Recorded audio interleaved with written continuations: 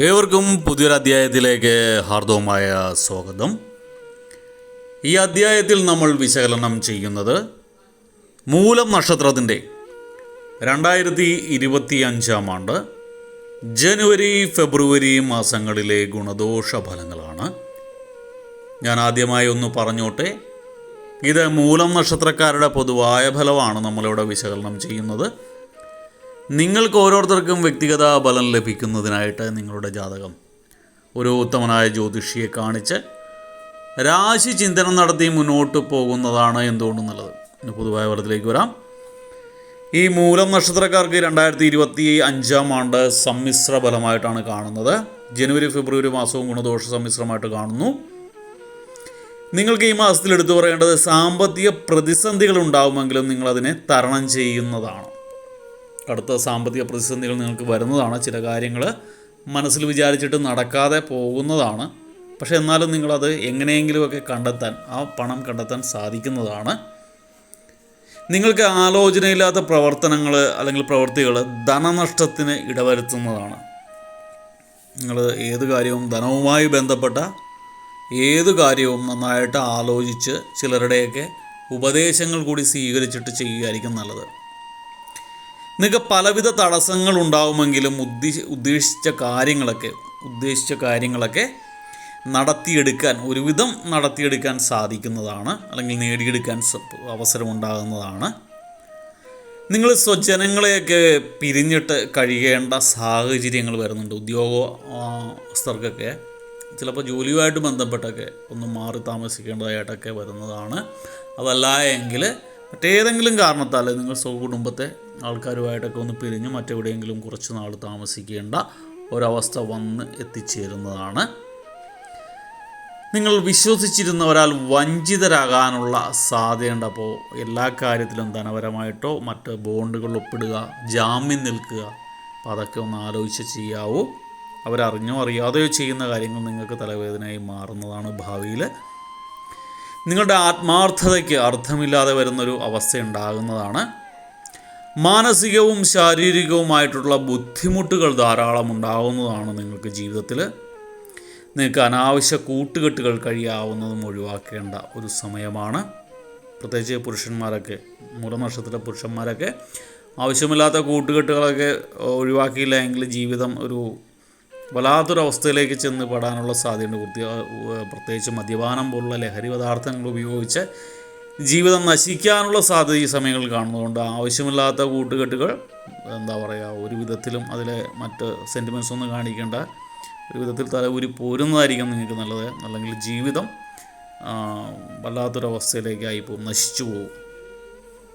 നിങ്ങൾ സാമ്പത്തിക ഇടപാടുകൾ അത് എത്ര വലുതായിക്കോട്ടെ ചെറുതായിക്കോട്ടെ ചെയ്യുമ്പോൾ വിശ്വസ്തരുമായിട്ട് ആലോചിച്ച് ചെയ്യേണ്ടതാണ്.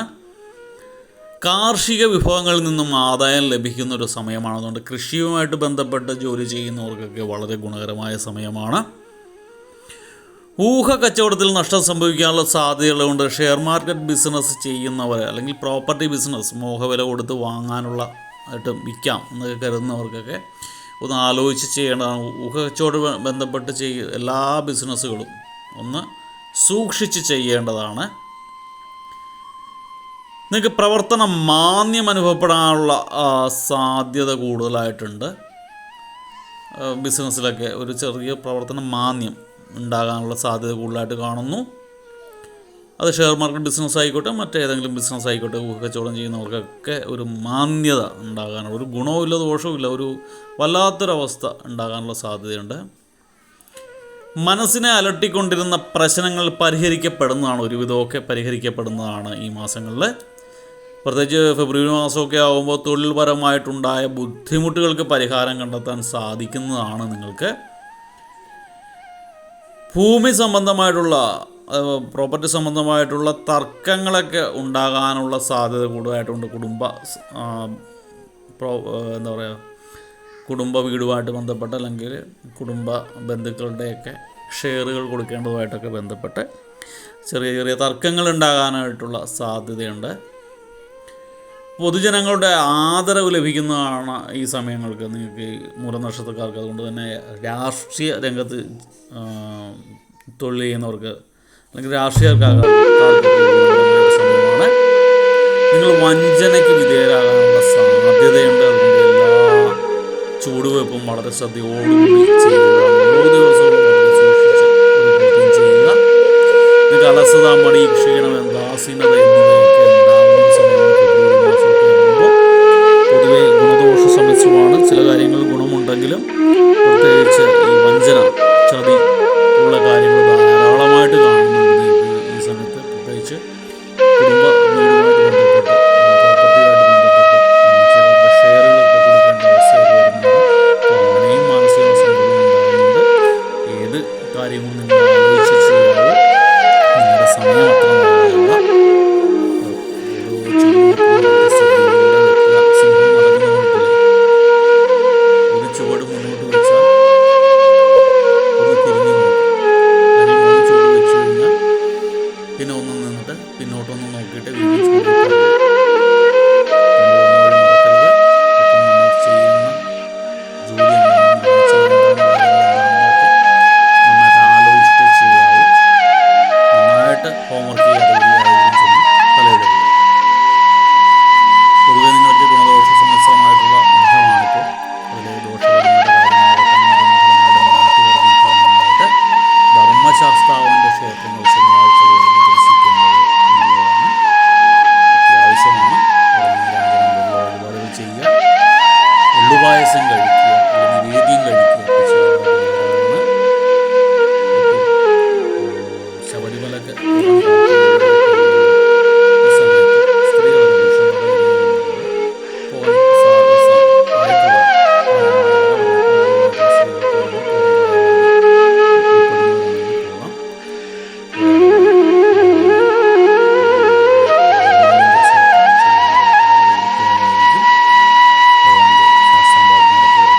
ആയിട്ടുള്ള ദോഷങ്ങൾ ഒരുവിധം പരിഹരിക്കപ്പെടും. ഭഗവാന്റെ കാരണങ്ങളുണ്ടാകും.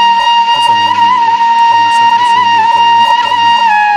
കാര്യങ്ങൾ വളരെ പ്രശ്നമൊന്നുമില്ലാത്ത രീതിയിൽ പോകാൻ സാധ്യതയുണ്ട്. ഭഗവാന്റെ കാരണത്തിന് വേണ്ടി നിങ്ങൾ വേണ്ട കാര്യങ്ങൾ ചെയ്യുക. എല്ലാം ഭഗവാനെ അർപ്പിച്ച് സമയത്തിന് വേണ്ടി പ്രവർത്തിക്കുക. എല്ലാവർക്കും ഭഗവാന്റെ